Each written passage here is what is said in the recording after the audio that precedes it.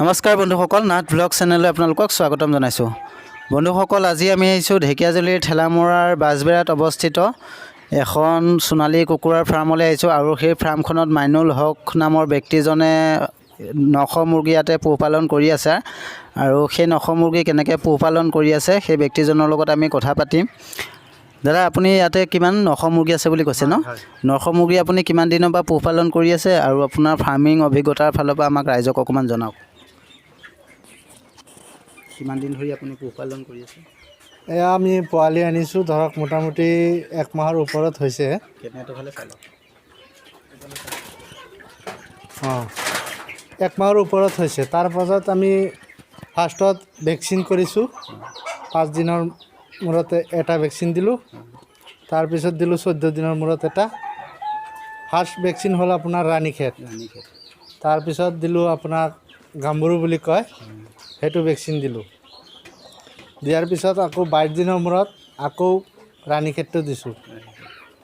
হয় হয়, আপুনি আৰু ৰাণীখেত বুষ্টাৰ এটা দিছে আপোনাৰ 22 দিনত, তাৰপৰা 7 দিনত আপোনাৰ ৰাণীখেত দিছে, তাৰপৰা গাম্বৰু দিছে আপুনি 14 দিনত।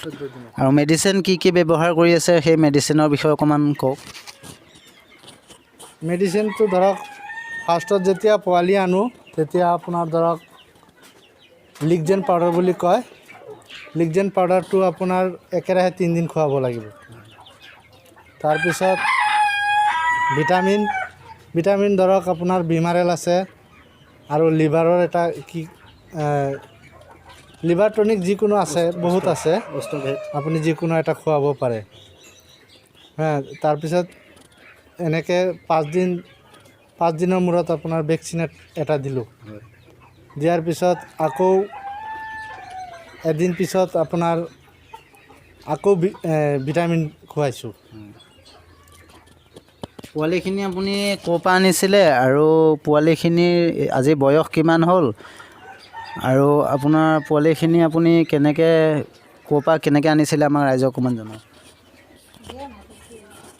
হয়, এইটো পোৱালি আনিছোঁ আমি গুৱাহাটীৰ পৰা।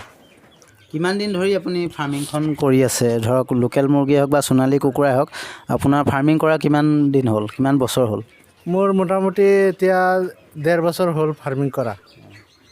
1.5 বছৰত আপোনাৰ লাভালাভ বা কেনেকুৱা কিমান পইচা আপুনি হেৰি কৰিছে মোক আপুনি জনাই দিয়ক। হয়, মোটামুটি হৈছে, নাই হোৱা বুলি নহয়।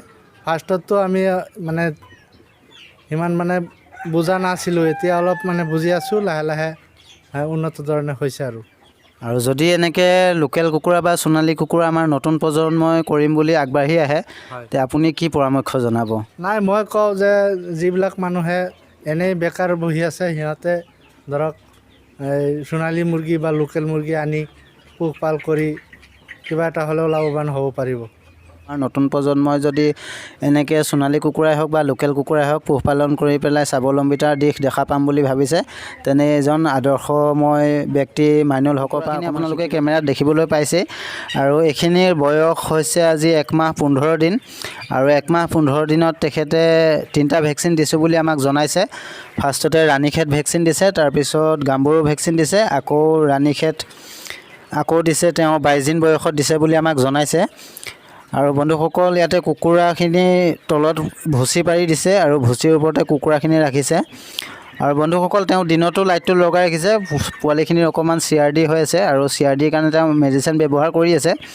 তো বন্ধুসকল, CRDৰ কাৰণে ভাল মেডিচিন বুলিবলৈ এতিয়া আমাৰ গাঁৱলীয়া যোনটো মেডিচিন, তো গাঁৱলীয়া মেডিচিন যদি আপোনালোকেও কৰিম বুলি ভাবে তেনেহ'লে মই এই ভিডিঅ'টোৰ জৰিয়তে আপোনালোকক জনাই দিওঁ। হালধি গুড়ি আপোনালোকে দানাৰ লগত দিব পাৰে, CRDৰ ভাল এটা মেডিচিন। আৰু ৰচুন আদা এনেকৈ পিচি পেলাই পানীৰ লগত আপোনালোকে দিব পাৰে, CRDৰ কাৰণে খুব এটা ভাল মেডিচিন, আমাৰ গাঁৱলীয়া মেডিচিন। আৰু যদি আপোনালোকে ভেটেনাৰীৰ পৰা আনিম বুলি ভাবে CRDৰ মেডিচিন, তেতিয়াহ'লে ভেন্ডক্স এনটো আনিব পাৰে। ভেন্ডক্স এনটো ভাল মেডিচিন। তো বন্ধুসকল, আপোনালোকে ভিডিঅ'টো চাই পেলাই কেনেকুৱা পালে মোক কমেণ্ট বক্সত জনাব। আৰু কুকুৰা ফাৰ্মিংখন তেখেতে আজি 3 বছৰ ধৰি পেলাই কৰি আছে বুলি মোক জনাইছে আৰু খুব ধুনীয়াকৈ তেওঁ পোহপালন কৰি আছে, খুব ধুনীয়াকৈ পোৱালিখিনি ৰাখিছে। আৰু পোৱালিখিনিৰ 1 মাহ 15 দিনত কেনেকুৱা দেখিছে আপোনালোকে কমেণ্ট বক্সত জনাব।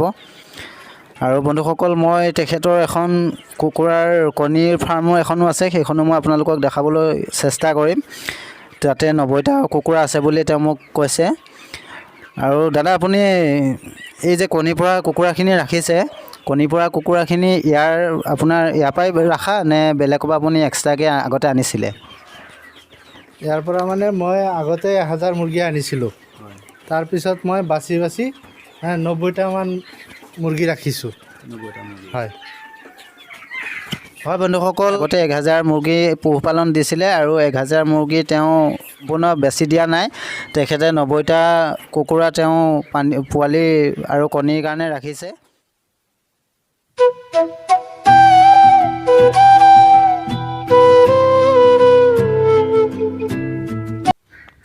হয় বন্ধুসকল, এয়া আপোনালোকে দেখিবলৈ পাইছে যে তেখেতৰ কণী পাৰিবলৈ যি 90টা কুকুৰা ৰাখিছিলে আৰু এতিয়া কণীৰ পৰা ষ্টাৰ্ট কৰিছে। ডেইলি তেওঁ 11টা 12টাকৈ কণী পাবলৈ সক্ষম হৈছে। এয়া চাওক কণীখিনি, আৰু সময় গতিকে আৰু কণী বাঢ়িব। আৰু তেখেতে মতা বুলিবলৈ 5জনীৰ পিছত এটাকৈ মতা ৰাখিছে। বন্ধুসকল, তেওঁ খুব ধুনীয়াকৈ খাচা বান্ধি দিছে কণী পাৰিবৰ কাৰণে। আৰু ভিডিঅ'টো শেষলৈকে চোৱাৰ বাবে আপোনালোকক বহুত বহুত ধন্যবাদ যাচিছোঁ। আৰু যদি ভিডিঅ'টো ভাল পালে ভিডিঅ'টো লাইক এটা কৰি পেলাই ভিডিঅ'টো শ্বেয়াৰ কৰি দিব। আৰু চেনেলটো আপোনালোকৰ নিজৰ কৰি ল'বলৈ চেনেলটো ছাবস্ক্ৰাইব কৰি ল'ব, কিয়নো আপোনালোকৰ প্ৰেৰণাই মোক ভিডিঅ' এটা বনাবলৈ সাহস দিয়ে।